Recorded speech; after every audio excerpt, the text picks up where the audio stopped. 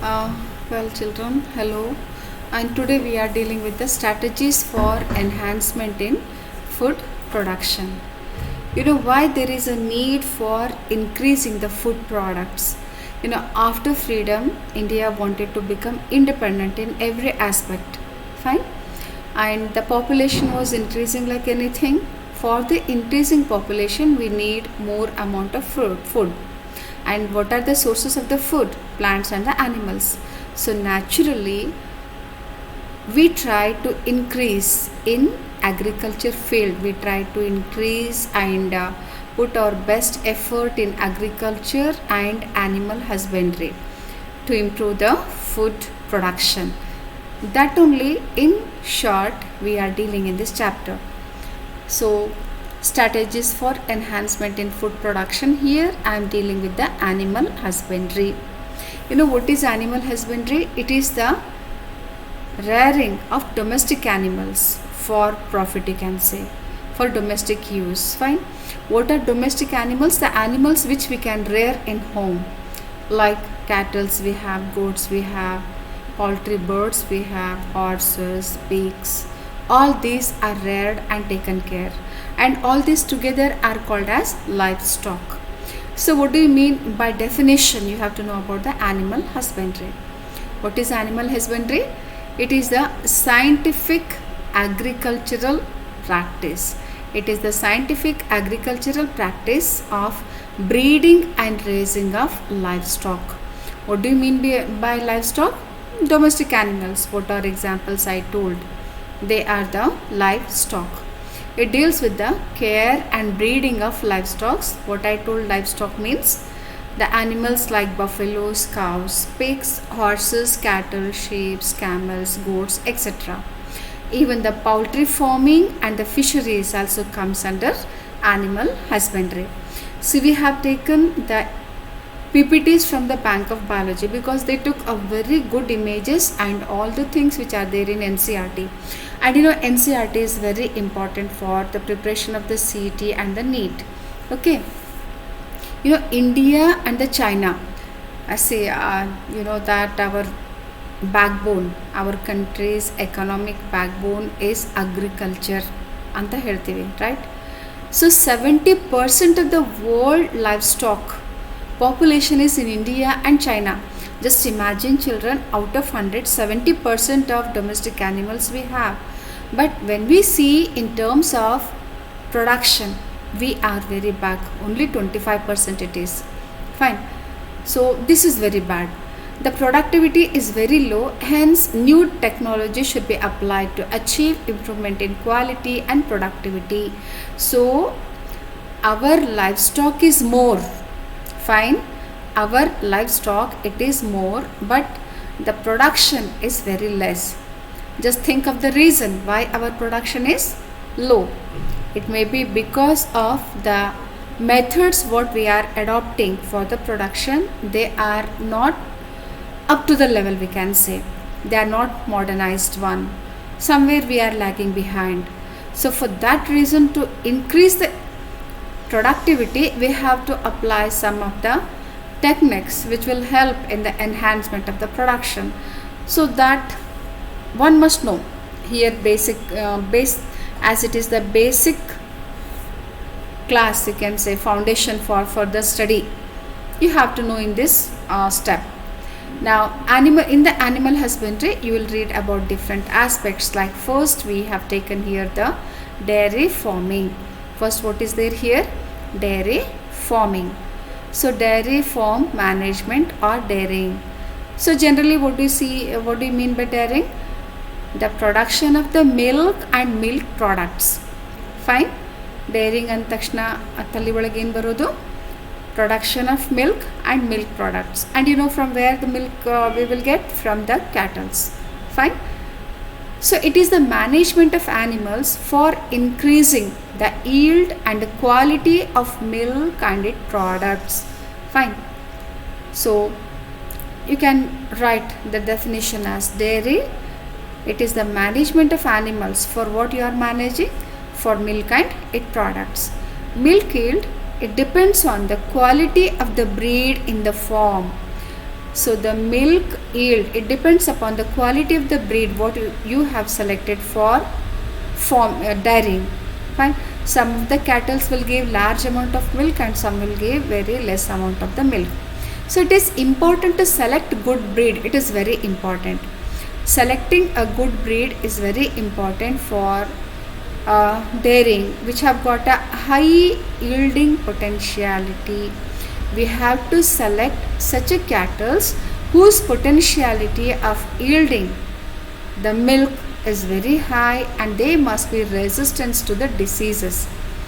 They must have the resistant to the diseases. Of course, some of the dangerous diseases they come, no one can avoid, but small diseases it must resist oftenly the infections. Fine. Now dairy, here you have to know the ways for the yield of a yielding potentiality. You can say you have to know certain rules. You have to follow certain methods for good yield in the dairy. So what are those? Or you can say the ways of maintaining the dairy farm. So we have to look after the cattle. Looking after the cattle means what? You have to look after the cattle. So you have to see their housing place. So where you are staying the cattle, they must be it must be well placed. Again I have missed the pen. Okay children, okay, here it is. The housing must be very good. The cattle yard must be clean, it must be spacious, and ventilation must be proper. And we have to give adequate amount of water and maintain cleanliness. Disease free means what? You have to maintain cleanliness, that we have to see. And what is the next point? Feeding of cattle. So we have to feed the cattle in a scientific way. We have to take the good quality of the food, and quality and the quantity of the fodder one has to take care. Fine. So that is about the feeding. And then cleanliness is very important. Cleanliness and hygiene of the cattle is very important. Even the person who handles cattle and who will milk, the milking person and the utensils in which you are storing the milk, all those things must be very clean. So what all things you have to take care? You have to take care of the housing of the cattle. That is, the cattle yard must be big. It must have sufficient place, ventilation, clean, and you have to take care of the supply of a sufficient quantity and the quality of the water, the fodder what you are supplying to the cattle. So you have to take care of them. Fine.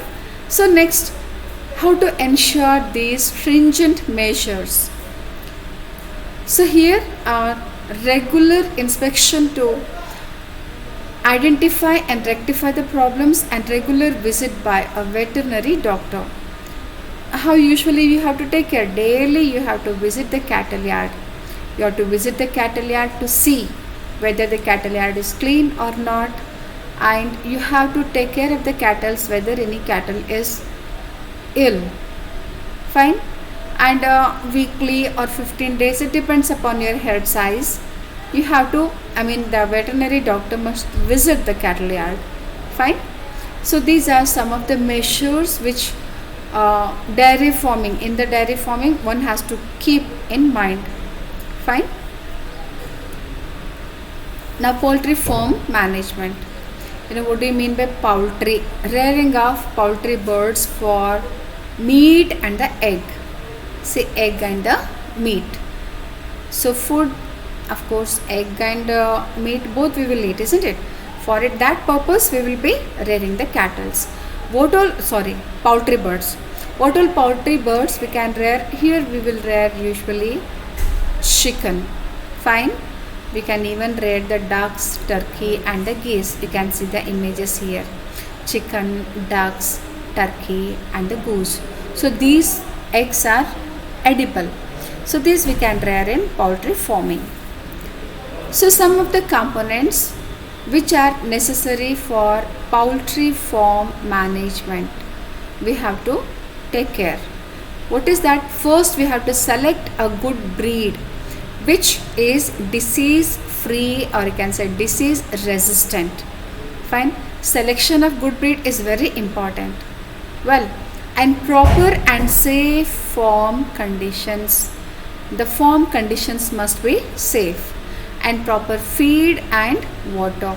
The feeding what we are giving to the poultry birds must be of good quality, and the water also must be clean, and hygiene and health care must be there. So usually how the poultry farming, it will come, usually this is done in the rural areas. Fine. So here the space always must be sufficient. Fine. And the floor of the poultry farming must be slanting. So floor hangirbeku, floor must be slanting. Floor must be slanting. Why it must be slanting? Egg collection will become very, very easy. Egg collection, for egg collection, they will roll out and get collected on one side, so that we can take out them easily. And it must be covered with the husk. Floor must be covered with the husk. Why husk? The excreta of the poultry birds can be removed very easily. Fine. That, and we have to keep the water in a clean container. And the deceased poultry bird, immediately we have to separate them, treat them, and mix. Then we have to mix them with the group. Fine. These things we have to take care. Fine, children. Now hope you understood. Now some improved breeds of the chickens are given here. The specially improved breed of chicken is Leghorn. It is a exotic breed. Leghorn is a exotic breed. Fine. And the birds, poultry birds, are artificially induced to lay more and more eggs. Now next slide. What is breed? You have to know what is breed. A breed is a group of organisms related by descent, and they must have the similar general appearance, feature, and a size. Fine, children. Breed means the animals whose characters are same, and they must have got the capacity of interbreeding, that you can say. So what is breeding? It is a crossing of an organisms to produce the offspring. So it is the modification of genotype of an organism to make that organism more useful to human beings. Now you know breeding means crossing the animals. Why do you select and cross the animals? So that their genotype can improve and they will become more and more useful to the human beings. Fine. And Jersey is one example in the cattle. It is an improved cattle breed, and Leghorn, it is an improved poultry breed. Fine. Aim of animal breeding. What is the intention? What is the aim of animal breeding? The aim of animal breeding is to increase the desirable qualities and the yield in the animals. Whatever animal you take, what is the aim? First, to increase the herd size, to increase the productivity, to increase the quality. Then only we can increase our economic condition, isn't it? So that is the intention of the animal breeding. So breeding is classified into two types of breeding, that is inbreeding and outbreeding. You know breeding, what do you mean by breeding? It is the crossing of the organisms or the animals, you can say. How many types are there in the breeding?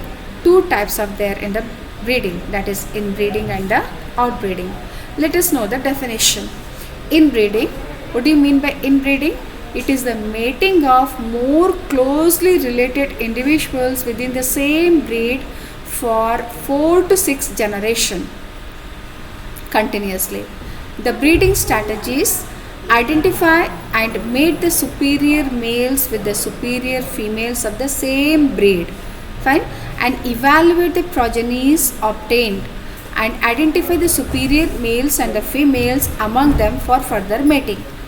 So that evaluation we have to do. Suppose that you have taken the two superior breeds. Fine. One male and another one female. You have selected and mated. The progenies are formed. and these you have anyway you have selected the good parent. So the progenies are born here. I have taken, let me take 4-5 progenies you can take. Among these you have to select the good quality male and the female.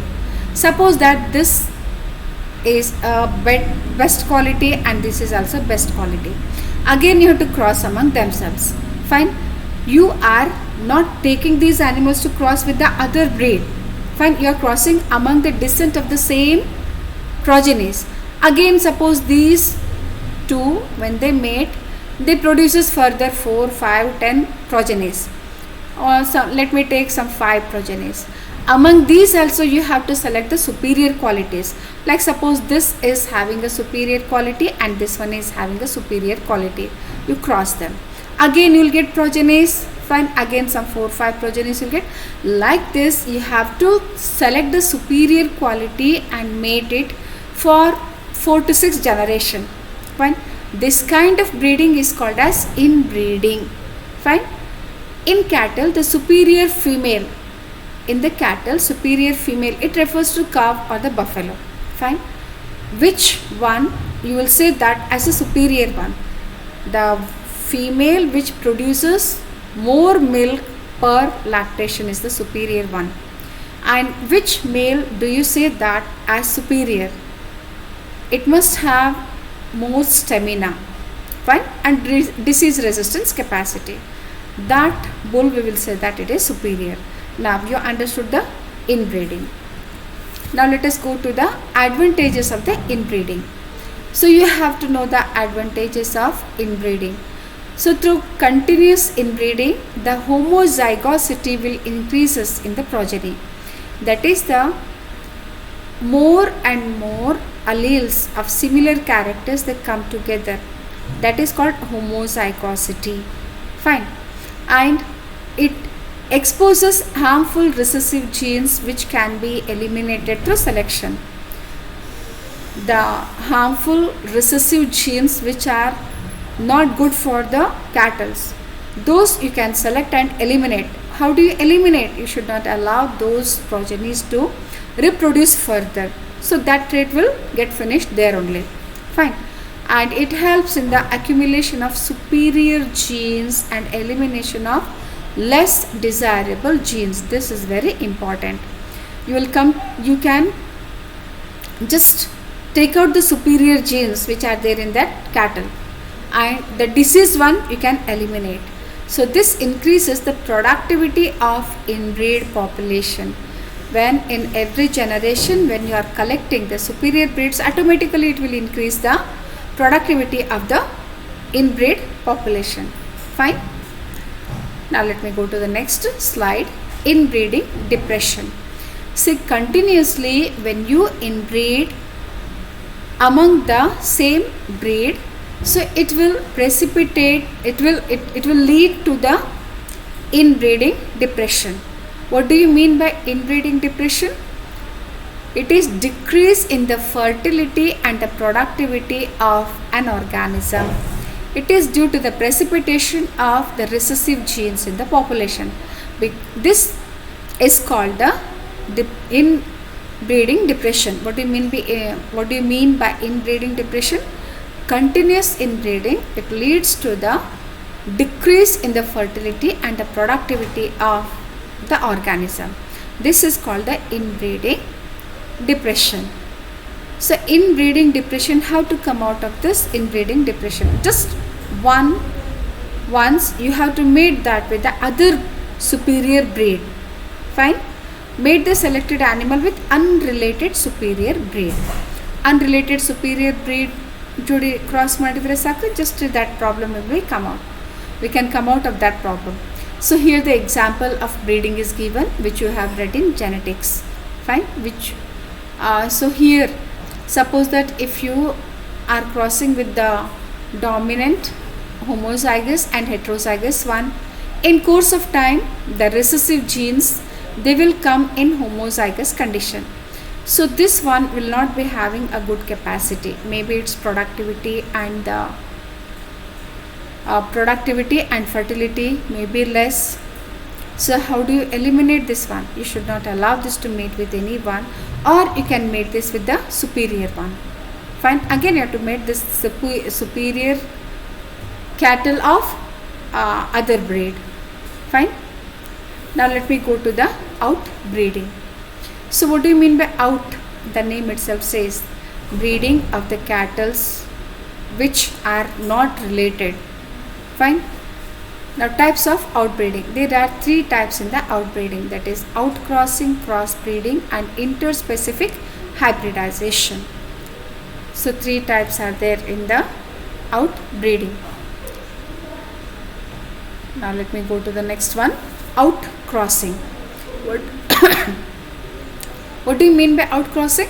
It is the mating of animals within the same breed but having no common ancestral history for 4 to 6 generations.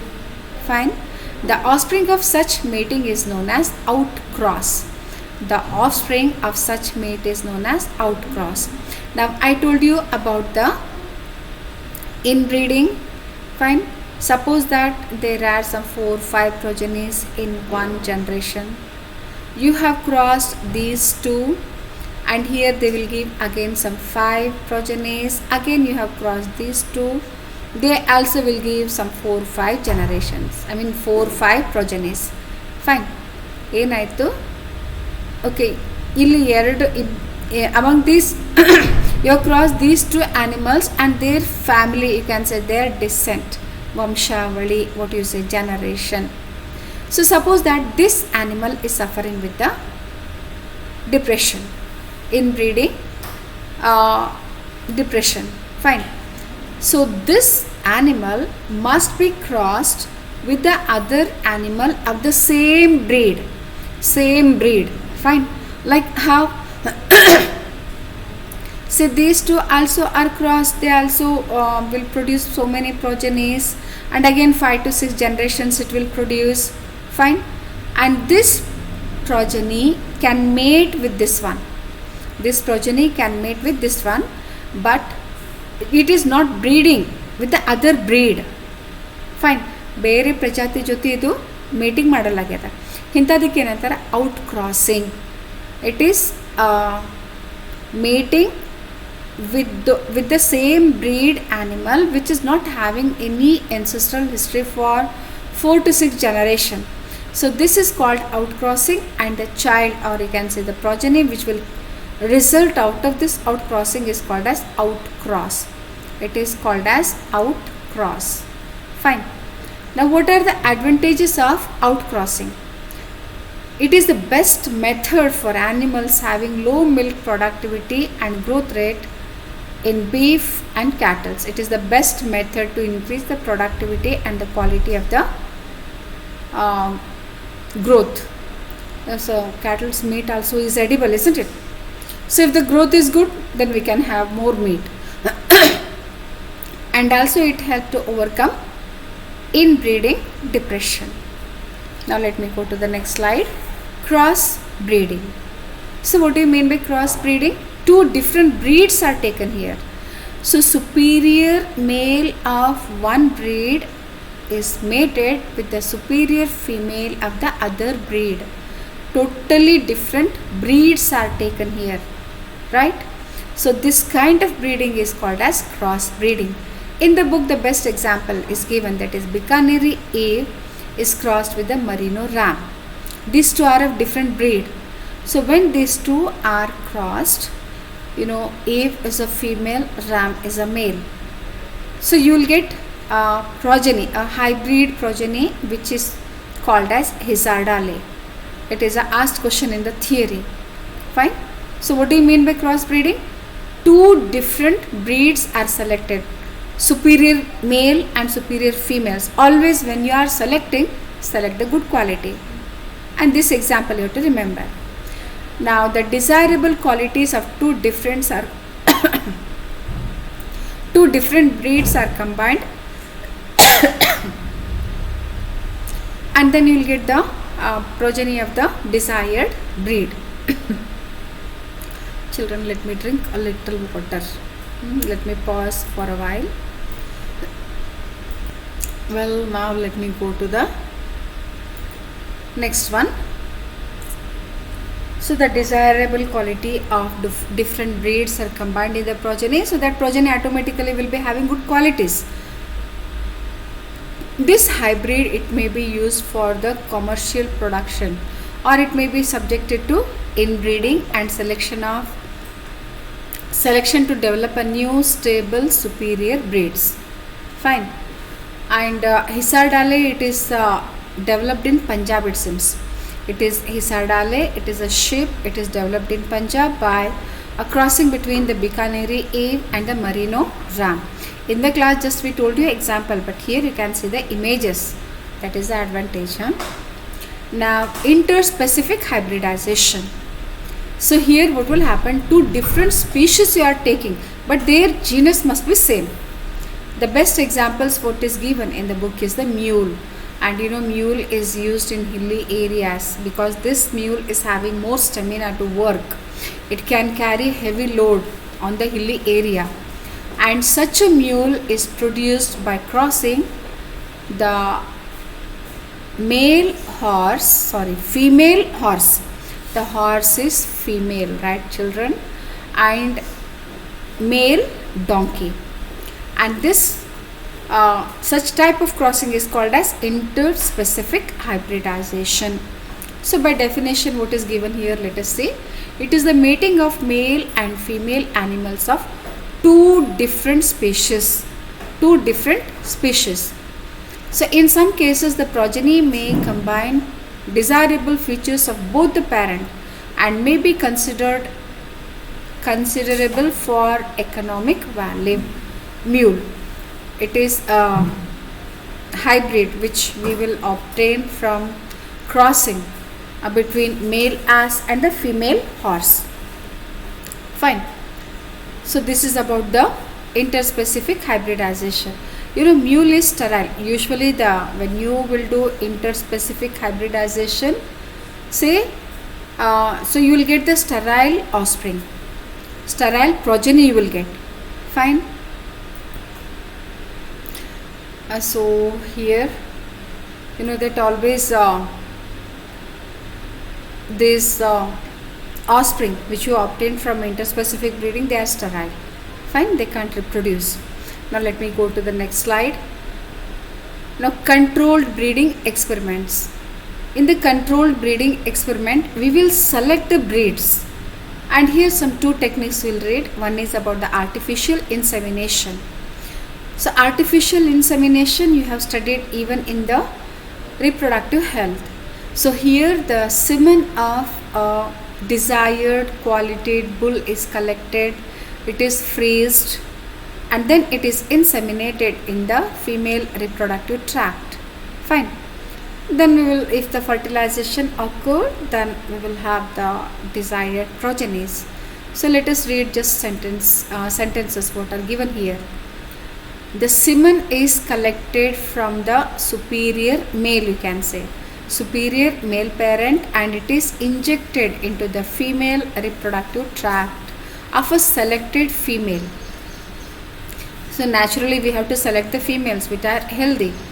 The semen, it may be used immediately or it can be kept for the future use in a frozen condition. So the frozen semen can also be transported. So the success rate of crossing is low even though artificial insemination is carried out. So what is done here? The semen of a desired bull is collected. Semen is collected, and it can be used immediately or it can be kept. We can keep it for the later use in a frozen condition. Fine. So what is the benefit? So always you can't carry the bulls. Maybe the bulls, carrying bulls and mating them with a female, it need lot of effort. So that effort can be saved by doing artificial insemination. So here the success rate is not much, but then also this method is preferred to have a good quality cattle. Okay, so this you have to know. And then you have to note the second method, that is multiple ovulation and embryo transfer. So multiple ovulation and embryo transfer technology has got greater success. So this technique is usually applied to improve the hair size, and it also improves the chances of successful production of the hybrids. Fine. So usually it is used to increase the animals. So this circling did not come properly, right? So let me just rub this one. Okay. So why this MOET technique is applied? To increase the size of the hair of a desired quality, we can say. Fine. Now, so what are the steps which are followed in multiple ovulation and embryo transfer? This one you have read for 5 marks. What is the procedure? The calf must be administered with the hormone. So you know that the cattle will produce only one ova during each estrus cycle. Fine. So when you are doing the experimentation, we don't want to waste our energy and the time and the money. So the calf is induced to give more than one egg. How do you make it? You'll make it by inducing the FSH hormone, that is follicle stimulating hormone. So this hormone will induce the maturation of more and more follicles, which will result in the ovulation of 6 to 8 eggs per cycle. So during one reproductive cycle, instead of one, you are getting 6 to 8 eggs, and those eggs are collected non-surgically. Fine. And this process of getting 6 to 8 eggs from a female is called superovulation. Superovulation means it is getting more than 2 eggs, you can say. Fine. The animal is either mated with the bull or artificially inseminated. You can follow both the method. You can mate with the bull, or you can artificially inseminate the semen into the female. Fine. So then so it is the repeated. Okay. The calf is administered hormone with FSH like activity to induce follicular maturation and superovulation. Repeated sentence. The animal is either mated. It is also repeated sentence. See, the superovulation has occurred in the body of the cattle in the uterus. Fine. That cattle may be naturally mated or it may be artificially inseminated. Fine. So there, when the fertilization will occur, the zygote will grow through the cleavage. So when that fertilized egg will reach 8 to 32 cell stage, you can say 8 to 32 cell stage embryo, then it is recovered from the cattle's body non-surgically, and then it is transferred to the surrogate mother. Hope you understood, children. So what we did here, first the calf is given FSH for inducing superovulation, and in the superovulation you are getting 6 to 8 eggs. Then that calf is mated with the other quality bull, or it is artificially inseminated.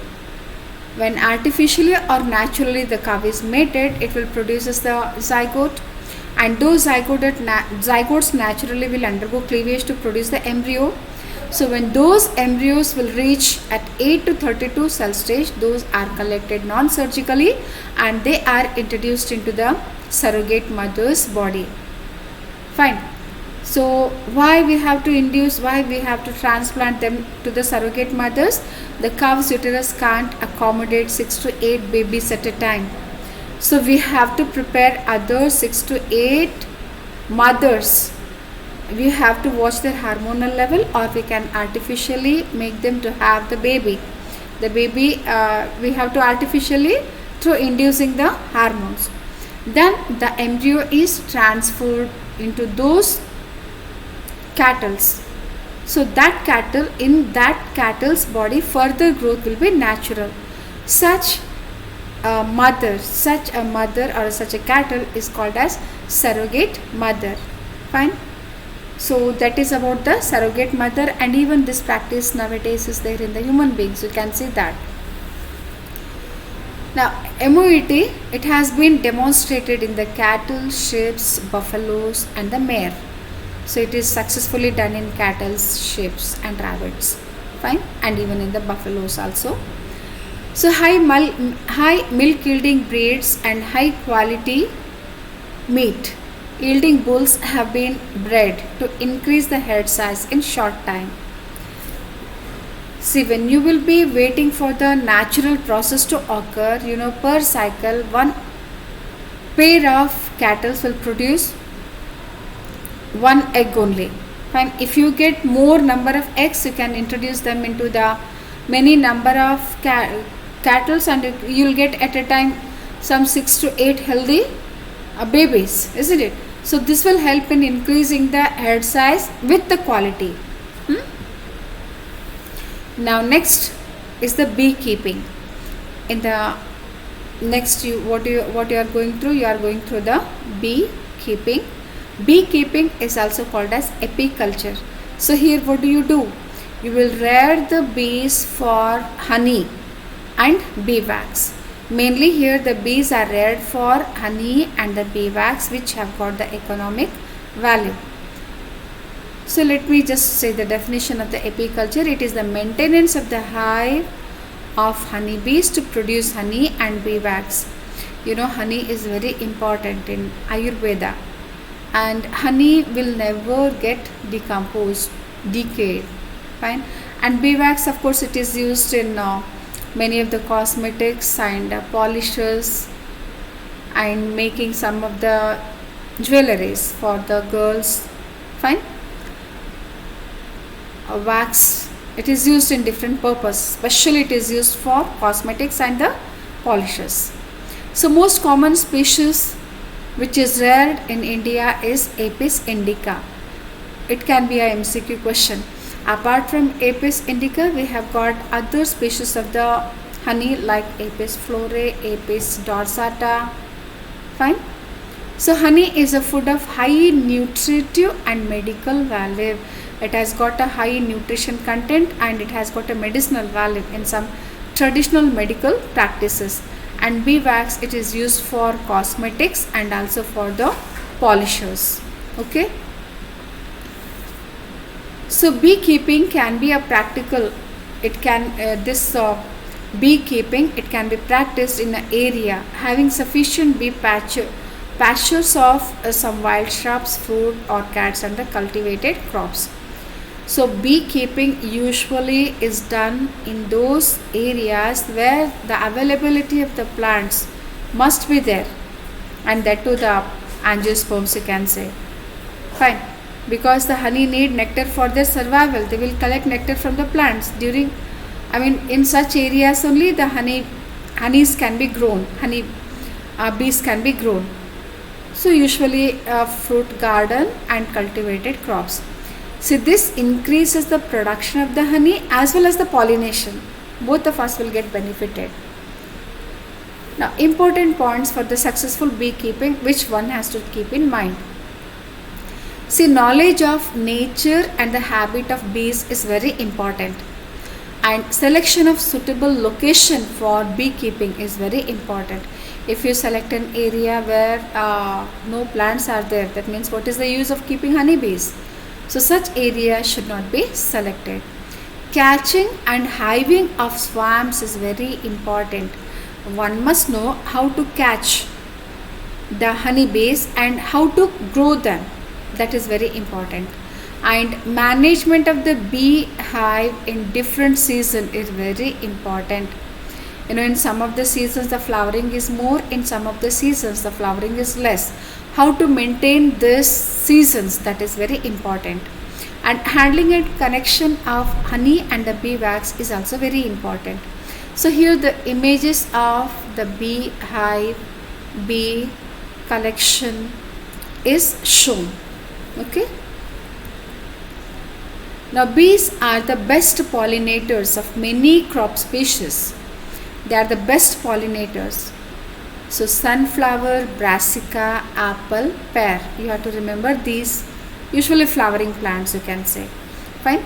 And keeping beehive in crop field increases pollination and improves yield. So if you keep the beehive in the crop field, it increases automatically productivity because it enhances the pollination. Now next is the fishery. Fishery is nothing but rearing of fishes.